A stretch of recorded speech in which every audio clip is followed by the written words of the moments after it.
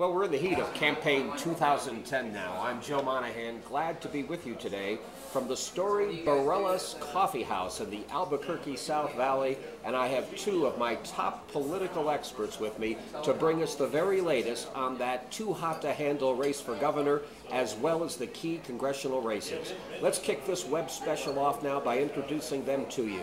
We have with us Greg Payne, our Republican analyst, former city councilor in Albuquerque, former state legislator. And of course, John Wertheim, attorney and former chairman of the New Mexico Democratic Party. They're chomping at the bit to give us their analysis, so let's get right to it. Well, John, campaign 2010, as I said, hot and heavy, Martinez versus Denish.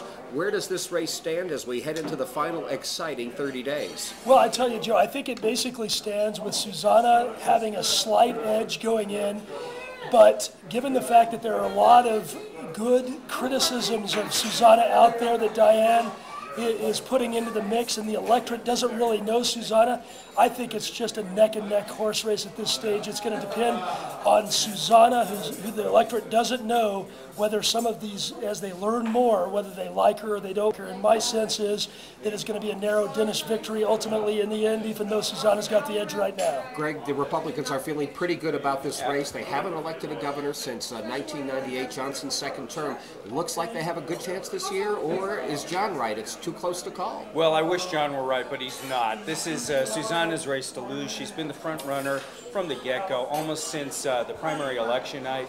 There's a national trend that favors the GOP. Susana's run a very good campaign.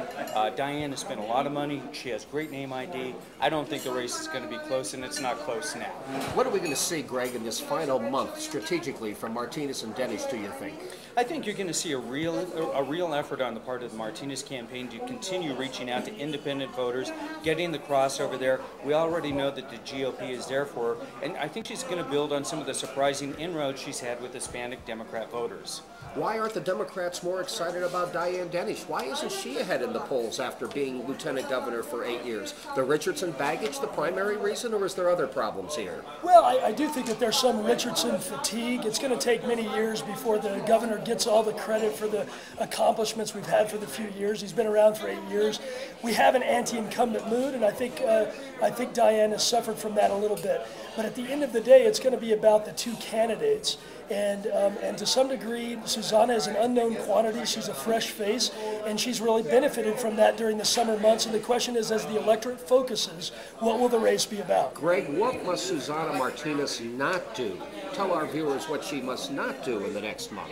Well, you know what? I'm going to take exception to something John's been saying. He said it right from the get-go, and that's that the people of New Mexico somehow don't know Susana. This is someone who's elected DA twice. They know her down in Doña Ana County. She went through a very serious vetting process for the Republican primary nomination. She won. People have looked at her. They paid attention to these campaigns. We've seen millions of dollars on TV.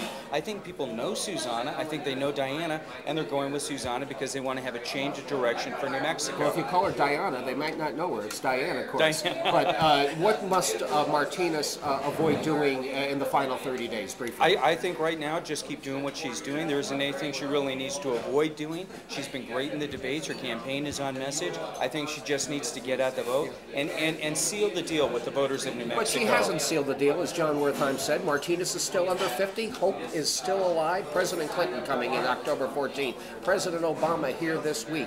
You guys got some heavy artillery to try to pull this out, don't you? Well, that's right. I mean, I think if we can gather even a portion of the excitement that we had in 2008, that Diane has a real shot.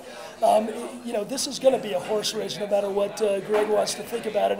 I mean, I think ultimately the fact of the matter is the Las Cruces DA is not well known, and it's going to be very interesting to see as her education policies and other things of Susana gets known exactly what happens. Let's hit those congressional races. You sought the Albuquerque congressional seat back in the 90s. It's Heinrich versus Barela this time. Heinrich's the incumbent Democrat going for his first re-election. It is looking good, according to a lot of analysts, for Heinrich. Do you share that viewpoint? I do share that viewpoint, and I think it's really because Martin has taken, Congressman Heinrich has taken a page out of the Republicans' playbook. Manuel Lujan, Steve Schiff, Heather Wilson all had superb constituency service and really took care of the home front. And I think Martin has torn a page from their playbook, and that's why he's doing so well. On that race, Greg. I'd like to be able to say John Barella is going to win this one, but he's not running the kind of aggressive campaign that I think taps into the energy and the mood of the nation right now. Heinrich has run a very good campaign. He's got an ad out right now that is very hard-hitting. I think John Barella really needs to step it up between now and election day. Briefly, Teague versus Pierce. Pierce. Teague versus Pierce down Teague. south. Teague and a close race? I think actually it's going to be 55-45 in favor of Pierce at the end of the day. How about that? John Wertheim, Greg Payne, excellent job. We'll be seeing you again a lot between now and November 2nd. And on our KANW radio broadcast, we'll have them election night, of course. There you have the latest from La Politica. Very glad to have you with us today. We'll be bringing you more politics, of course, at joemonahan.com throughout this exciting campaign of 2010. Have a great day.